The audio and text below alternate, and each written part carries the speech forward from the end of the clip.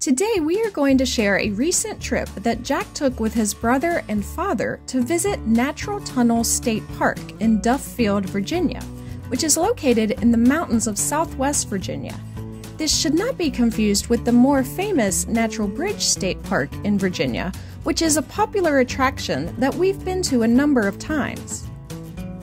This is a lesser known park than that one, but it is still a very cool attraction.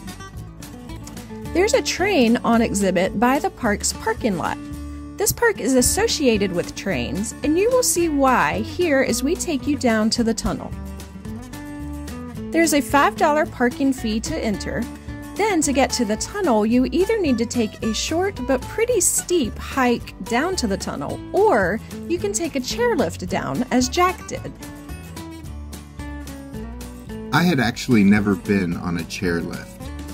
I've been on enclosed theme park, gondola, cable car, skyride type attractions, but never a chairlift that was not enclosed at all and you're just kind of dangling like at ski resorts. So I was a bit nervous about this ride, especially at the end of the ride when it looked like we were going straight down into the gorge. But it was actually a sturdier and smoother ride than I imagined.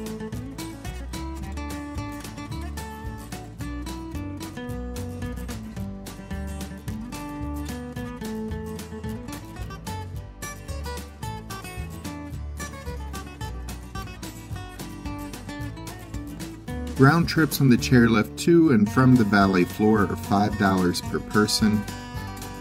A hike down the mountain is free.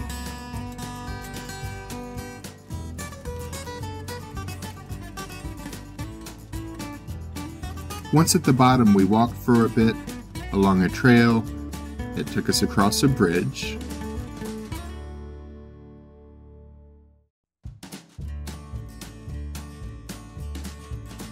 And eventually to Carter's cabin. This one-room cabin was built in 1784 by a family whose last name was Carter.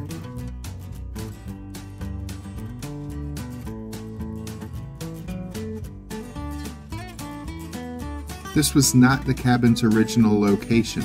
After passing through 6 generations of the Carter family, it was eventually donated to this park, where it was moved and has sat ever since.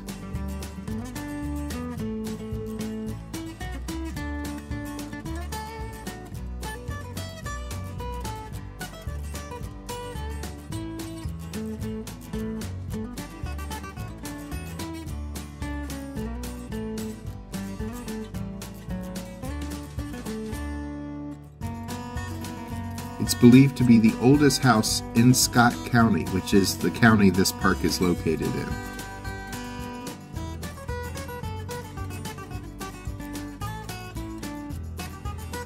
There's another historical structure that we did not see in person. The park has a recreation of an old blockhouse fort that was the starting point for many travelers as they journeyed west on the Wilderness Trail through the Cumberland Gap. The blockhouse is only open for touring in the summer season.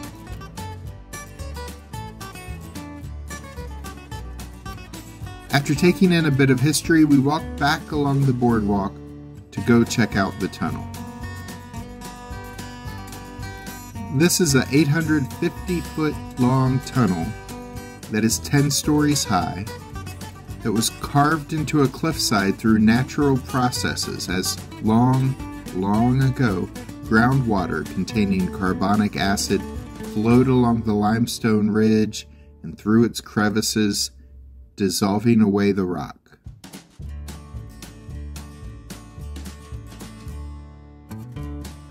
In 1893, train tracks were built through the tunnel, and it was used for passenger train travel at the time.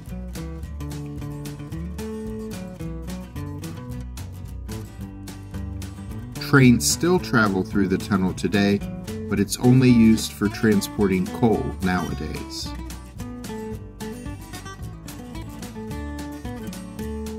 Coal trains come through several times a day, but none came through the tunnel while we were visiting.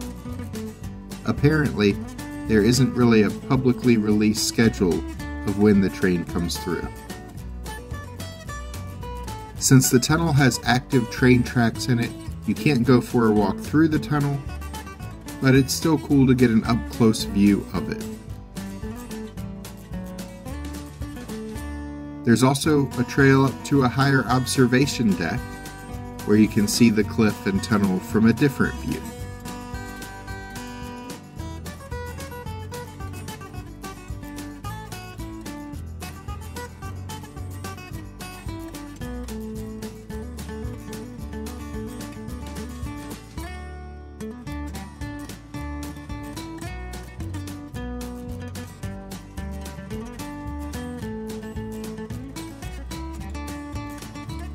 After enjoying exploring for a bit, we took the chairlift back up to the top.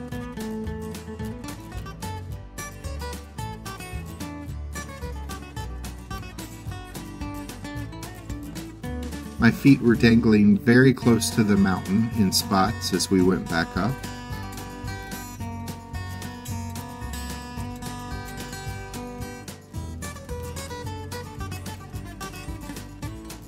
There's another trail up at the top along the rim of the cliff that provides a number of good views.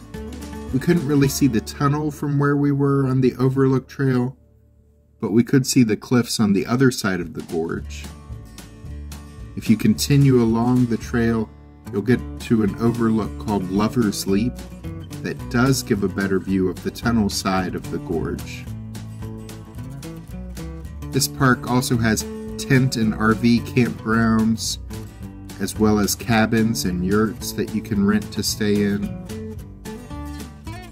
There's also a pool that's open seasonally, a playground, picnic areas, and an amphitheater, as well as a number of hiking trails. Their visit ended in the visitor center. The guys learned about the legend of Lover's Leap and other interesting historical information about the tunnel.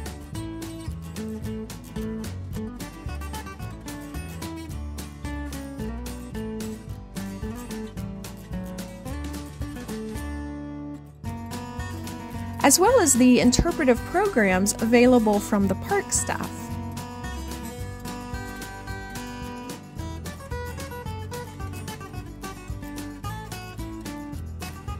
There was a model of the tunnel,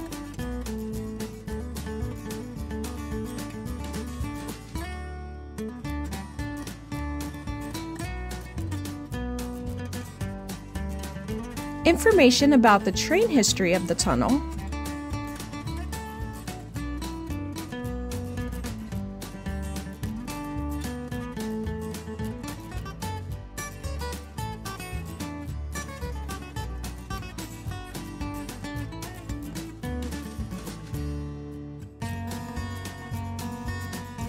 and information about the animals that live in and around the park.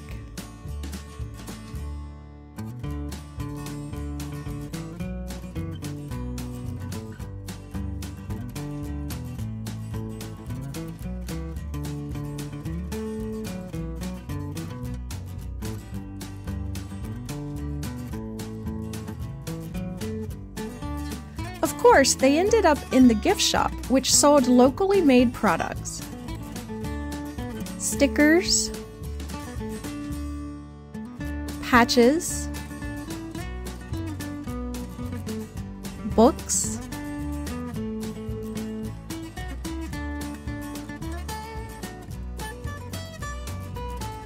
Christmas ornaments, toys, all of the typical souvenirs offered at such attractions.